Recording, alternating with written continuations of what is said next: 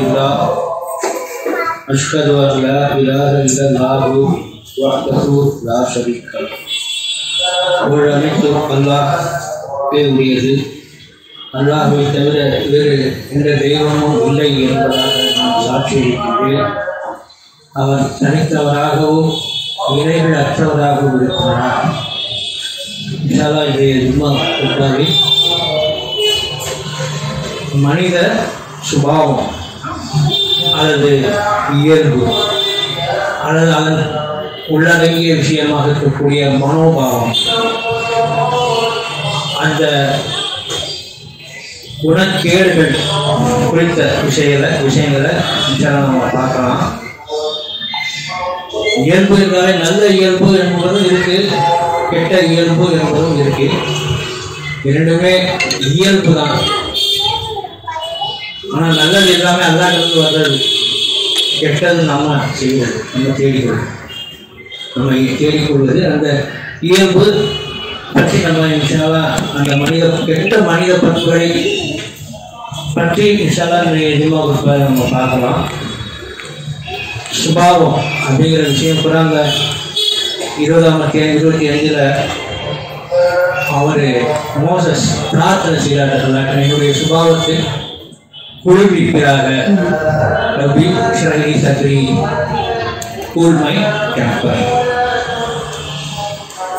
அதே மாதிரி 26ஆம் அத்தியாயம் 13வது வசனத்தில் அவரே அல்லாஹ் அந்த இறைப்பணி நிமித்தமாக அனுப்பும்போது இந்த விஷயத்தை சொல்ற, என்னுடைய சுபாவத்தை நான் இழந்து விடக்கூடும், என் நாவு பின்னிக் கொள்கின்றது அப்படின்னு சொல்லி வேறவங்கிட்ட அனுப்புறதுக்கு முன்னால அவர் பேசுறாரு. எப்படி சொல்றார், நான் என்னுடைய சுபாவத்தையே இழந்துருவேன், நான் அங்கே போனேன், நல்லா அந்த இடத்துல ஆறுதல் படுத்தி நான் அவங்க கூட இருக்கிறேன் அப்படின்னு அனுப்புறாரு.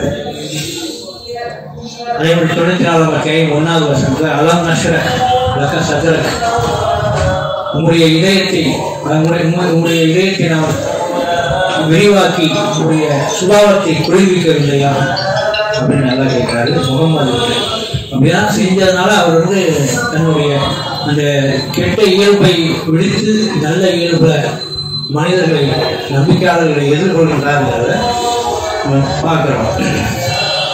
இந்த இயல்பு என்பது 4ஆம் அத்தியாயம் 128 பார்க்கும்போது சுயநலம் என்பது மானிட இயல்பாகவே உள்ளது அப்படின்னு சொல்றாரு. அந்த மாதிரியான ஒரு சுயநலத்தன்மை என்பது ஒரு இயல்பா இருக்கு. அதே மாதிரி 5ஆம் அத்தியாயம் 64 அவர்கள் தீய இயல்புடன் பூமியை சுற்றி திரிகின்றார்கள். நம்ம மறுப்பவர்களையும் ஒளிப்பாடு செய்கின்றவர்களையும் கடவுள் மறுப்பு கொள்கையாளர்களையும் கடவுளுக்கு எதிரான போக்கு போன்றவர்களையும் குறித்தார்கள் அப்படின்னு சொல்றாரு. தீய இயல்புடன் பூமியை வளம் வந்து கொண்டிருக்கிறார்கள். 21ஆம் அத்தியாயம் 37 அல்லாஹ் என்ன சொல்றாருன்னா, மனிதன் இயல்பில் பொறுமையற்றவனாக இருக்கின்றான். இயல்பு பொறுமையற்ற தன்மை கொண்டவனாக மனிதன் இயல்பிலே இருக்கிறான் அப்படின்னு சொல்றாரு. 52ஆம் அத்தியாயம் 32வது வசனத்தில் கனவுகள் தான் அவர்களுடைய அவர்களை ஏவுகின்றதா இப்படி செய்யும்படி அல்லாஹ்வுக்கு எதிராக, அது அந்த வாசனை அப்படி வரும். அல்லது இயல்பிலேயே அவர்கள் தீயவர்களாக இருக்கின்றனரா அப்படின்னு அவங்கள பார்த்து அல்லாஹ் கேட்கிறேன். இதெல்லாம் ஒரு ரெட்டோரிக் கொஸ்டின். அது அவங்க இப்படித்தான் இருக்கிறாங்க, கனவுகள் ஏவுகின்றதா அல்லது இயல்பிலேயே அவர்கள் தீயவர்களாக இருக்கின்றனரா. 59ஆம் அத்தியாயம் 9வது வசனம் தங்களுடைய இயல்பான கஞ்சத்தனத்தை வெல்பவர்கள் தான் வெற்றியாளர்கள் அப்படின்னு சொல்றாரு. கஞ்சத்தனம் என்பது மனித இயல்பு இருக்குது, அது வெல்லணும், தூக்கி போடணும், அப்பதான் வெற்றி. நான் கஞ்சத்தனத்தை எனக்கு இயல்பு தான் அப்படின்னு நம்ம இருக்கக்கூடாது. அதே மாதிரி கோழித்தீர வழிபாட்டு மனோபாவம் அது நமக்கு இருந்து கொண்டே இருக்கு. அதுக்குதான் 22ஆம் அத்தியாயம் 51 அதை நம்ம பார்க்கலாம், ஃபுட்நோட்லையும் பார்க்கலாம் இந்த விஷயத்தை.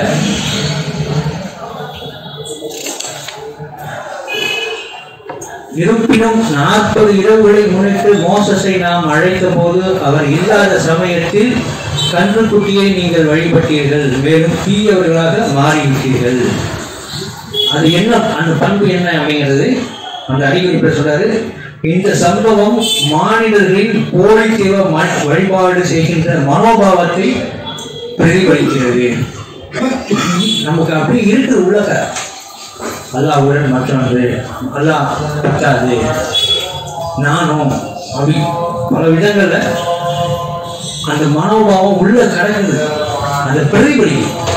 அதுக்குதான் வந்து கண்டுபிடி வழிபடுறது இதெல்லாம் வந்து அல்லாஹ் காட்டுறாரு, இதெல்லாம் நடக்குது பாருங்க அப்படின்னு. அந்த மாதிரியான நம்முடைய உள்ளத்தின் அழுக்குகளை கழுவிக் கொள்வதற்கு தான் அல்லாஹ் என்ன சொல்றாரு, யா அய்யுஹன் நாசு கத் ஜாஅத்துக்கும் மௌஇதத்தும் மின் ரப்பிக்கும் வஷிஃபாஉன் லிமா ஃபிஸ் சுதூர் வஹுதன் வரஹ்மத்துன் லில் முஃமினீன் அப்படி சொல்றாரு. மனிதர்களே, உங்களுடைய இரட்சகரிடமிருந்து உங்களுக்கு இது உபதேசமும் உங்கள் இதயங்களை தொந்தரவு செய்யக்கூடிய எந்த ஒன்றுக்கும் நிவாரணமும் வழிகாட்டலும் மேலும் நம்பிக்கையாளர்களுக்கு கருணையும் வந்துள்ளது. இந்த அந்த குரானை தான் அதை சொல்றார். குரானை அப்படிப்பட்ட ஒன்று என்று சொல்றார். குரான நிவாரணம் தான். ஆனா மருந்தை வாங்கி பொட்டலாம் கட்டி வீட்டில் வைக்கிறதுனால நோய் குணமாகாது. மருந்தை உட்கொள்ளணும். அப்படியா அது கரை காண வேண்டும். குரான் என்ன இருக்கு, குரான் உள்ள அனைத்தையும் நம்பிக்கையாளர்களாக நாம் இருந்தால் அது அத்துப்படியாக நமக்கு இருக்கணும். எத்தனை அத்தியாயங்கள் என்பதே தெரியாதவர்கள் முஸ்லீம்கள் பாரம்பரிய 30 ஜுஸ்வாங்க, நான் எத்தனை அத்தியாயம் கேட்டால் தெரியாது. நமக்கு அப்படி ஒரு நிலை இருந்துச்சுன்னா அதுதான் நம்ம கேள்வி பதில் நிகழ்ச்சிலாம் வைக்கிறோம். இந்த வசனம் எங்கே இருக்கு, இந்த விஷயம் எங்கே இருக்கு, ஆனால் டக்குன்னு நம்ம மனசுல ஓடணும். அப்போ அத்துப்படியா இல்லை, நம்ம மாத்திரையை மருந்து சாப்பிட்டா தானே நமக்கு குணமாகும். அப்படியே கையில் வச்சுக்கிட்டே இருந்தா, மேலே தூக்கி வச்சுக்கிட்டே இருந்தா பிரயோஜனம் இல்லை. அதனால நம்ம அதை நம்ம ஞாபகம் வச்சுக்குவோம். நம்முடைய அந்த குணக்கேடுகளை பற்றி இன்ஷா அல்லாஹ் குர்ஆன்ல இருக்கிற விஷயங்களை பார்க்கலாம். ஹுக்கூக்குல் இபாத், ஹுக்கூக்குல்லா அப்படின்னு 2 விதமா பிரிக்கிறாங்க. அந்த குணக்கேடுகள் மனிதர்களுக்கானது, மனிதர்கள்ட்ட எப்படி நடந்து கொள்வது. ஹுக்கூக்குல் இபாத்னா மனிதர்கள்ட்ட, ஹுக்கூக்குல்லா அல்லாஹ்ட்ட எப்படி நடந்து கொள்வது. இது 2 அப்படி, நம்ம 2 கிடையாது, 2மே ஒண்ணுதான். மனிதர்கிட்ட எப்படி நடந்தாலும் அது அல்லாஹ்வுக்கு தான். அதை வந்து நீ செய்யல.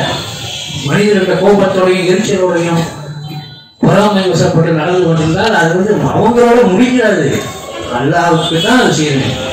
அப்போ அது வேறு வேறுலாம் கிடையாது. அது முஸ்லீம்களுடைய விஷயங்கள்லாம் சொல்லுவாங்க, ஹுக்கூக்குல்லா, ஹுக்கூக்குல் இபாத், அதெல்லாம் 2 தனித்தனி கிடையாது. அதே மாதிரி குரல்ல நம்ம பார்க்கிறோம், அழுக்காறு, அவா, வெகுளி, இன்னாச்சொல், இவை 4ம் இழுக்கா இயன்றது அறம். இந்த 4 என்னன்னா ஒரு கெட்ட பண்பு தான், அதை எனக்கு விவரிச்சு சொல்ல தெரியல. அதே மாதிரி இனிய உறவாக இன்னாத கூறல், கனி இருப்ப காய் கவர்ந்தற்று. நல்ல வார்த்தைகள்லாம் இருக்கும்போது கெட்ட வார்த்தைகளாக பேசிட்டு போறாங்க.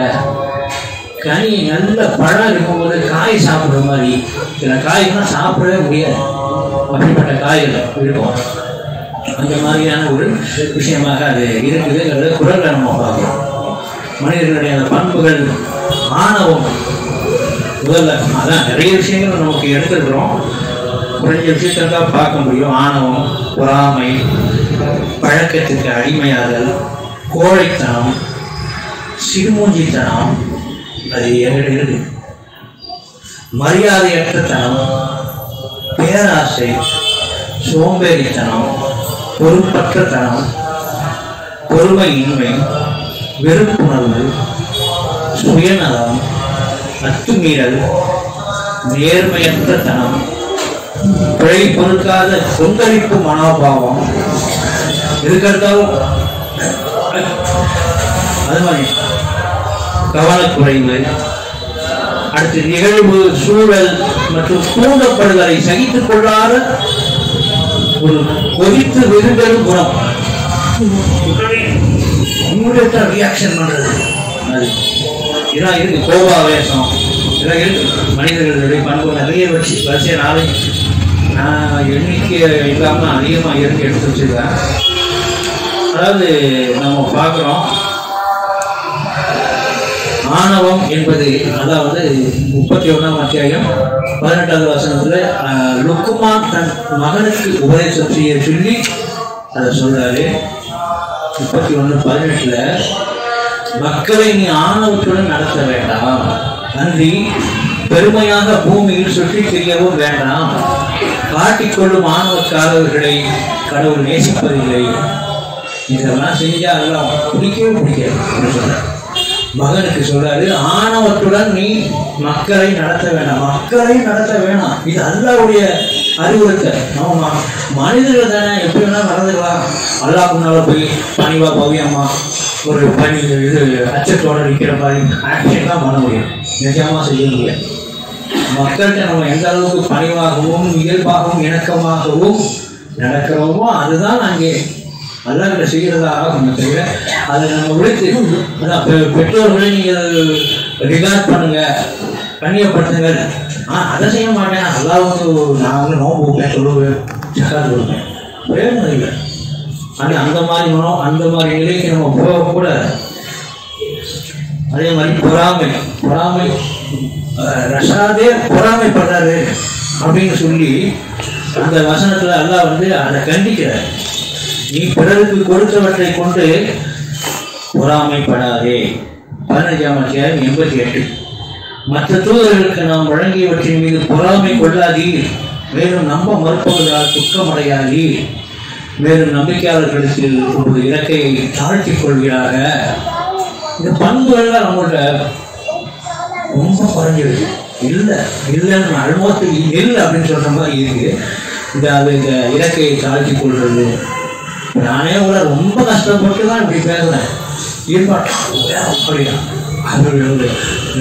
ஆக்ரோஷமா பேசுறது தான் எங்களுக்கு பண்பா இருக்குது. அதெல்லாம் பேசக்கூடாதுங்கிறது நம்ம முதல்ல அதுக்கு அந்த நிலைமைக்கு வரணும். அதே மாதிரி பழக்கத்துக்கு அடிமையாகுது. ஒரு விஷயத்தை செஞ்சா அதை தொடர்ச்சியா அந்த நிலையிலேயே அதையே திரும்ப திரும்ப செய்யறது கெட்ட பழக்கத்துக்கு தான். நல்ல பழக்கங்கிறது கிடையாது. கெட்ட பழக்கத்துக்கு நம்ம அடிமையாகிறோங்கிறத 2ஆம் அத்தியாயம் 93 நம்ம பார்க்கலாம். அதுக்கு தான் நல்லா சொல்றாரு, அவர்களுடைய நம்ப மறுத்தலின் காரணத்தால் கன்றுக்குட்டியின் மீதான பக்தியை கொண்டு அவருடைய இதயங்கள் நிறைந்து விட்டிருந்தது. அதை வந்து அல்ல சொல்ல புகட்டிட்டோம், அதை அவங்களுக்கு உள்ள ஊட்டிட்டோம். அந்த பண்பை வந்து அவங்க திரும்ப திரும்ப செஞ்சுக்கிட்டே இருப்பான். அதுக்கு தான் உங்களுடைய ரட்சகத்தை திரும்பணும் 2:54 சொல்றாரு, திரும்பிடணும். அது வந்து ரொம்ப கடினமான விஷயம் அப்படிங்கிறத உங்களுடைய அகந்தையை கொள்ளுங்கிற அந்த இடத்துல அந்த அகந்தையை கொண்டாதான் அந்த தப்பான அந்த விஷயத்தை கைவிட முடியும். அதுக்குதான் நான் சொல்றாரு. அதே மாதிரி கோழைத்தனம் என்பது ஒரு கெட்ட பண்பாக இருக்கு. 4ஆம் அத்தியாயம் 77 நிறைய வசனங்கள் நம்ம வந்து வசனங்களுடைய இந்த சாரத்தை அந்த விஷயத்தை மட்டும் படிக்கலாம்.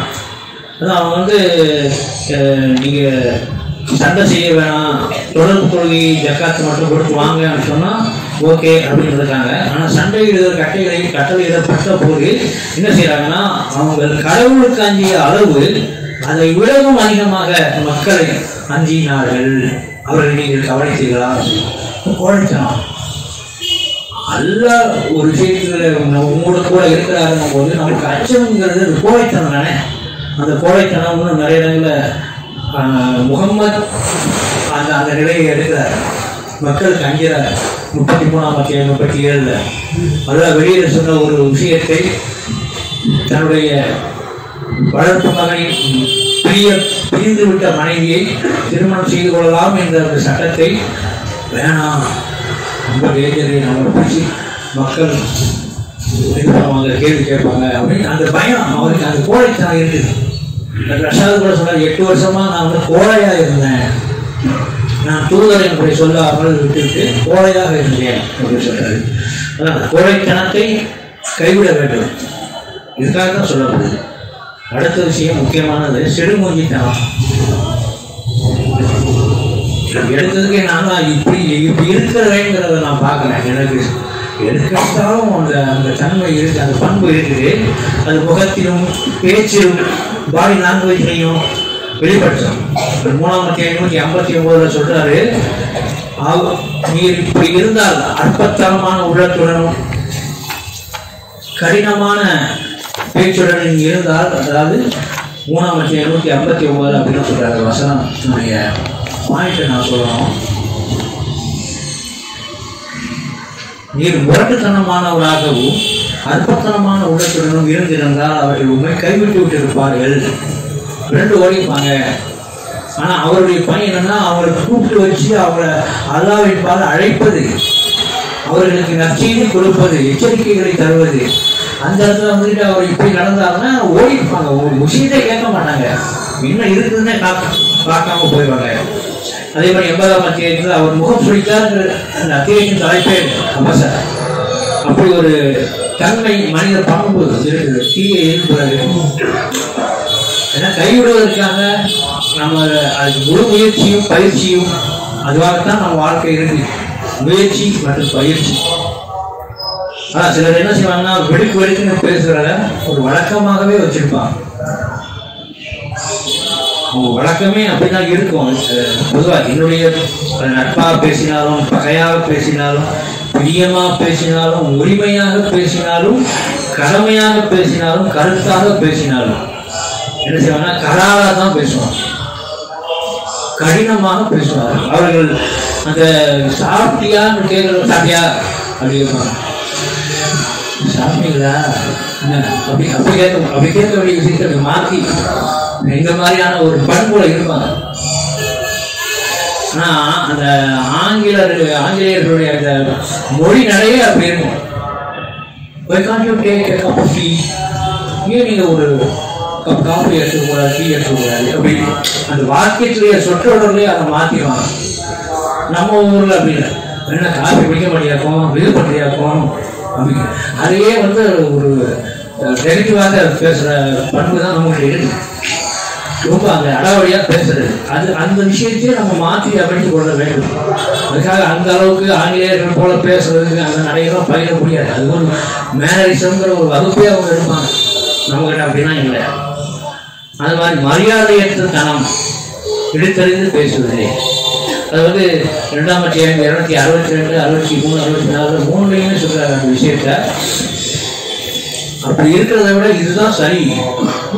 சும்மா அமைதியான கனிவான பேச்சு தான் உங்களுக்கு சிறந்தது. அந்த இடத்துல உங்களால பணம் கொடுக்க முடியல, காசு கொடுக்க முடியல, உங்கள்கிட்ட நீங்களே தேவை உடையவர்களா இருக்கிறீங்க அப்படின்னா கூட, அது உங்களால கொடுக்க முடியாது, மனசு வரல அப்படின்னா கூட நீங்க எப்படி செய்யணும்னா, அதான் கடவுளின் நிமித்தம் தங்களுடைய பணத்தை செலவு செய்து பின்னர் அவமதிப்போ அல்லது தீங்கோ போன்று அந்த தங்களுடைய தர்மத்தை தொடராது இருப்பவர்கள் அப்படின்னா தான் உங்களுக்கு பிரதிபலன் கிடைக்கும் அப்படின்னு சொன்னாரு.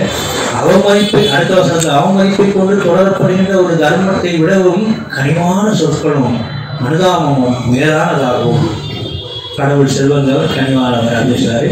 அப்படி செய்வதன் மூலமா தங்களுடைய தர்மங்களையே அவங்க பயனற்று ஆக்கி கொள்றாங்க. அப்படி அவமதிப்பை கொண்டு தொடரப்படுகின்ற ஒரு அவமரியாதை கொண்டு செய்யப்படுகின்ற ஒரு தர்மத்தை பயனில்லாம ஆக்கிறார்கள் அப்படி சொல்றாரு. அதான் அது இருக்கக்கூடாது. நம்ம எப்பவுமே அது பலன் தரணும்னா அது அவங்கள்ட்ட மிகவும் கனிவாகவும் இரக்கமாகவும் நடந்து கொள்ள வேண்டும் அப்படிங்கிறத சொல்றாரு. பேராசை அதுவும் நம்மளுடைய தீய பண்பாக இருக்குது. மணி 9 டைம் ஆச்சு. 4ஆம் அத்தியாயம் 32.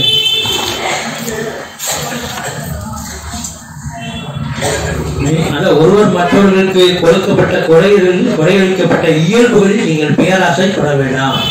அடுத்தவன் அப்படி இருக்கான, அவங்க நல்லா இருக்கான, அவனுக்கு நல்ல விஷயங்கள்லாம் கிடைக்குது. அடுத்தவன் இது ஆண்களுக்கும் பெண்களுக்குமாக சொல்றார். பெண்களுக்கும் ஆண்கள் கொடுக்கப்பட்ட அந்த உடல் ஆரோக்கியம், பராக்கிரமம், இந்த சக்தி, அதற்காக நீங்க பெண்கள் பராமரிப்பட வேண்டாம்.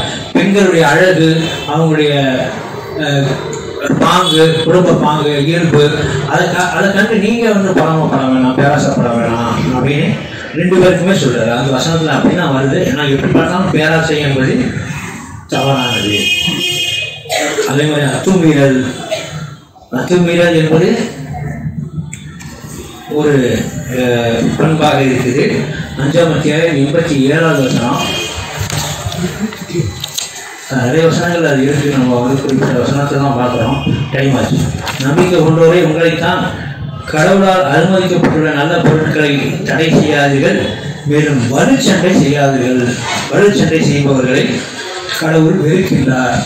நான் அப்படி ரொம்ப ரொம்ப பண்ணுறது, ரொம்ப சண்டை வலுச்சண்டை செய்கிறது, அதான் அத்துமீறல். அது வந்து தப்பு, நேர்மையற்ற தனம். அதாவது யூதர்கள் வந்து அதை இவங்கெல்லாம் ஜென்டைல்ஸ், இவங்களாம் வந்து ஒன்றும் இவங்களுக்கெல்லாம் நம்ம நல்லதாக நடக்க வேண்டியதில்லை. இவங்கள்ட்ட நல்ல காசு வாங்கிட்டு திரும்ப கொடுக்கணும்னு கட்டாயம் கிடையாது, ஏமாத்திடலாம் அப்படின்னு அந்த எண்ணம் கொண்டவங்களாம் இருக்காங்க. நேர்மையற்ற தனம் கொண்டவங்க. அதே மாதிரி பிழை பொறுக்காத கொந்தளிப்பு மனோபாவம், அது வந்து இயல்பாக அந்த மாதிரியான இது இருந்துச்சுன்னா நம்ம வந்து அதை அடக்கிக்கணும் அப்படிங்கிறது தான் 3ஆம் அத்தியாயம் 134 அல்லாஹ் சொல்றார். அவர்கள் கோபவசப்படும் பொழுது அவர்கள் நல்ல காலங்களிலும் அவ்வளவே கஷ்ட காலங்களிலும் தர்மத்திற்கென கொடுப்பார்கள்.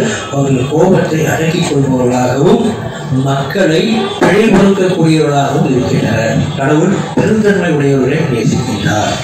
இப்படி பல இடங்களை நம்ம பார்க்குறோம்.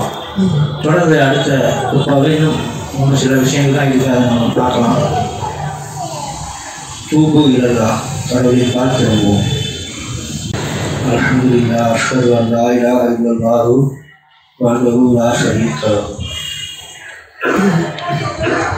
நிகழ்வு, சூழல் மற்றும் தூண்டப்படுவதை சகித்துக் கொள்ளாத கொடித்து வெகுண்டெழுந்து போனோம். அது மூசா பார்த்தோடனே டக்கு ஓடைய போட்டார், படகுல ஓடைய போட்டார். அவ்வளவு சொல்லியும் அவர் அப்படி செய்யறது. கண்ட உடனே வெகுண்டு எழுந்தார். ஆனா அதான் ரொம்ப தப்பு. அதெல்லாம் எங்க பாடம், நல்ல பாடங்கள் விஷயங்கள் எதுவும் இல்லை. அப்படி செய்யறது நம்முடைய குணமா இருக்குது. அதே மாதிரி கோபாவேசப்படுவது, அல்லாஹ் நடத்தக்கூடிய அந்த நிகழ்வுகளை சமமான பேலன்ஸ்டு மென்டாலிட்டியோட அணுகணும். இங்கிட்டு போகாம அங்கிட்டு போகாம விட்டும் கொடுத்துடக்கூடாது. தப்பான விஷயம் நடந்தா அங்கே அதை கண்டிக்கக்கூடியவர்களாக அது இருக்கணுங்கிறதை நம்ம கவனத்தில் வச்சுக்கணும். கோபாவேசம் அது வந்து 3ஆம் அத்தியாயம் 119 அது வசனத்தில் நம்ம பார்க்கலாம். வசனத்தில் வந்து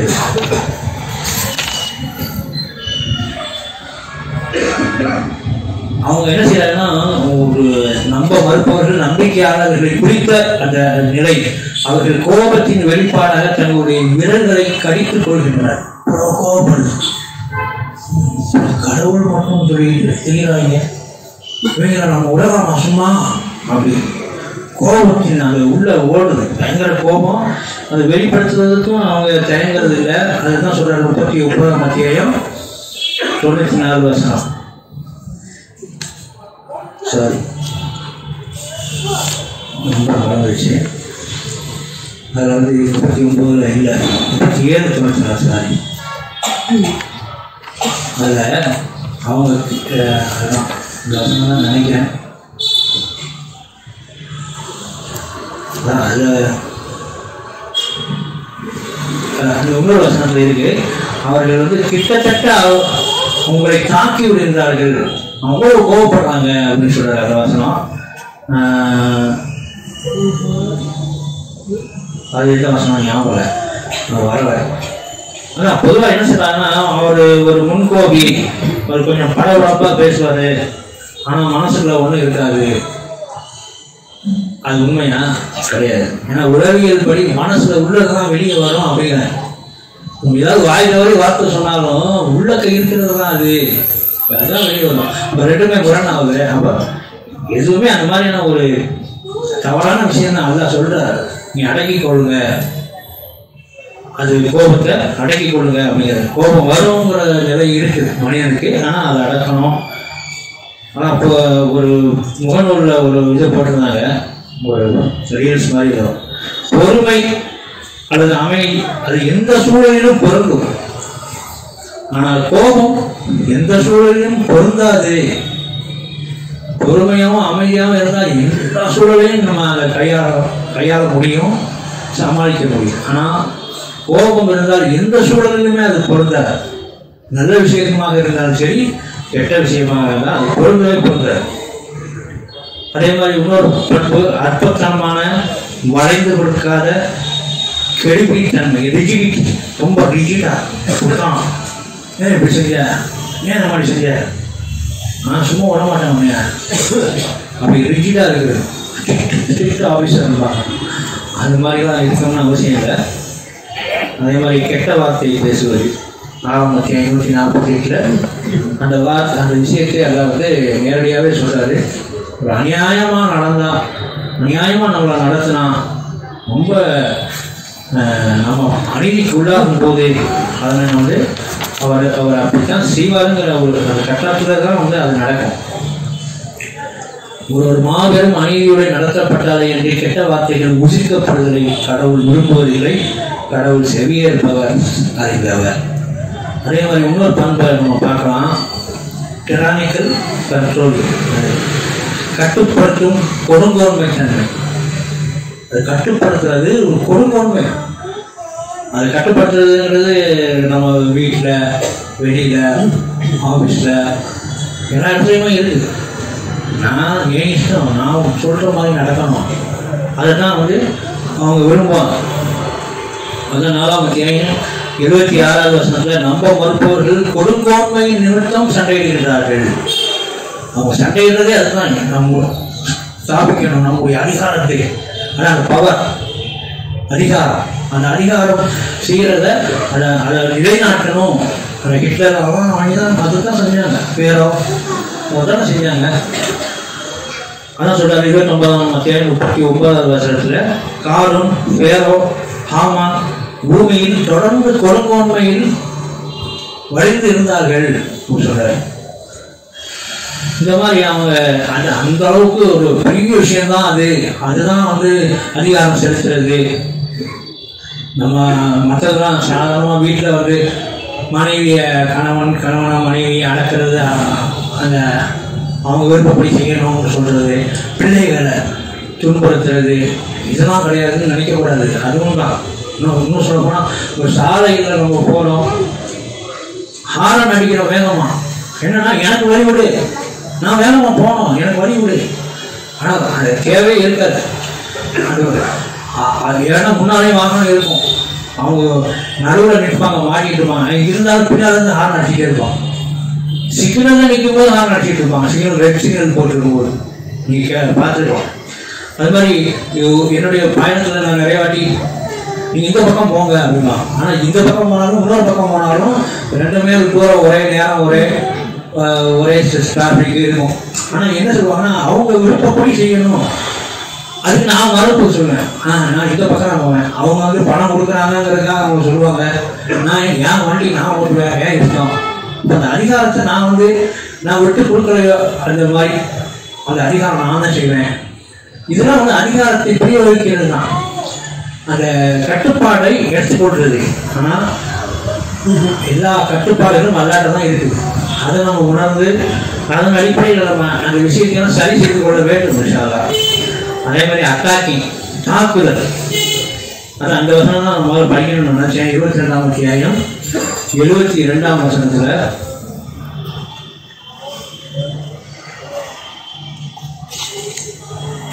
அதான் இப்போ வந்து ஸ்பீடு கூடிடுச்சு, முதல்ல பேசுகிற மாதிரி பேச முடியல.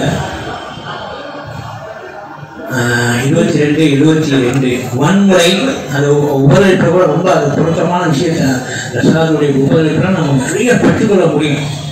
ஆனால் அந்த உள்ளடங்கிய கருத்தை ஒரு பரிசுன்னு சொல்கிற மாதிரி இருக்கும், நமக்கு இது புரிகிற மாதிரி. வன்முறை அல்லது சண்டை குணம், நம்ப மறுப்பின் அடையாளங்கள், ரெண்டுமே நம்முடைய வெளிப்பாடுகள் அவர்களுக்கு தெளிவாக ஓதி காட்டப்படும் பொழுது நம்ப மறுப்பவர்களின் முகங்களில் பொருளாதாரத்தை நீங்கள் காண்பீர்கள். நமது வெளிப்பாடுகளை அவர்களிடம் ஓதி காட்டுபவர்களை அவர்கள் கிட்டத்தட்ட தாக்கி விடுகின்றனர். கிட்டத்தட்டனாலே நடந்துச்சுன்னு அர்த்தம், அது நடக்குது. எவ்வளோ நம்ம தாக்குதல் உள்ளாகிறோம். பல இடங்கள்ல இங்கே வந்து கூட தாக்க வந்தாங்க. நான் சொல்றேன், இதனை விட மோசமான ஒன்றை பற்றி நான் உங்களுக்கு தெரிவிக்கட்டுமா? நம்ப மறுப்பவர்களுக்கு கடவுளால் நரகம் வாக்களிக்கப்பட்டுள்ளது. என்ன துன்பகரமான ஒரு விதியை சொல்றாரு. அது மாதிரி எரிச்சல் அடைகிறது, பெற்றோர்கள்ட்ட அது சொல்றாரு, அதுதான் எரிச்சல் அடைகிறது. நீங்க எரிச்சல் அடைய வேண்டாம் அப்படின்னு சொல்றாரு. நல்லா தூதர் கேட்ட ரஷ்யம் விரைவுபடுத்துதல், ஒரு விஷயத்தை விரைவுபடும், உடனே செய்யும். இம்மிடியா, ஏன் இவ்வளோ லேட்டு, ஏன் இவ்வளோ லேட்டு, ஏன் இவ்வளோ நாள், என்னாச்சு இப்படிலாம் அந்த விரைவுபடுத்துதல். கடவுளின் கட்டளைகள் 16ஆம் அத்தியாயம் 1வது வசனம் டைம் பண்ணிச்சு. இந்த வசனம் படிப்போம். கடவுளின் கட்டளை முன்னரே வெளியிடப்பட்டு விட்டது, மேலும் ஒவ்வொன்றும் முன்னரே எழுதப்பட்டு விட்டது. எனவே அதனை விரைவுபடுத்தாதீர்கள். அவர் துதிப்பிற்குரியவர், மிகவும் உயர்வானவர். அவர்கள் அமைத்துக் கொள்கின்ற போலி தெய்வங்களை விட மிகவும் மேலானவர் என்று சொல்றார். இன்னும் நிறைய விஷயங்கள் இருக்குது. ஆங்ஸைட்டி, பதற்றம், மூசாவுடைய தாயாரினுடைய மனம் பதற்றமடையும். இன்னும் கேள்வி, பரிகாசம், உளவறிதல், வேவு பார்த்தல், சந்தேகம், புறம், மோசடி, வாக்கு தவறுதல், வேற்றுமை பாராட்டுதல், பெரியால் சின்னாது, தெரிஞ்சவன் அதிகம் பெரியார் தெரியாதவன், வேற்றுமை, இது நிறைய கட்ட உணர்வு மனிதர்கள் இருக்குதுங்கிறத உணர்ந்து அதிலிருந்து அதை வெளியாகி கண்டித்தனத்திலிருந்து அதை மிகைத்து வெற்றி வெல்பவர்கள் தான் வெற்றியாளர்கள் என்று சொன்னார்கள். எல்லாத்தையுமே அதை மிகைத்து வெற்றி கொள்ளணும், அதை மிகைத்து வெளியே வரணுங்கிறது தான் நமக்கு எல்லாம் கிட்ட கட்டளையாக இருக்குது. தொடர்ந்து தொழுகை நிலைநாட்டுவோம். அக்கீமுல் ஸலாத்.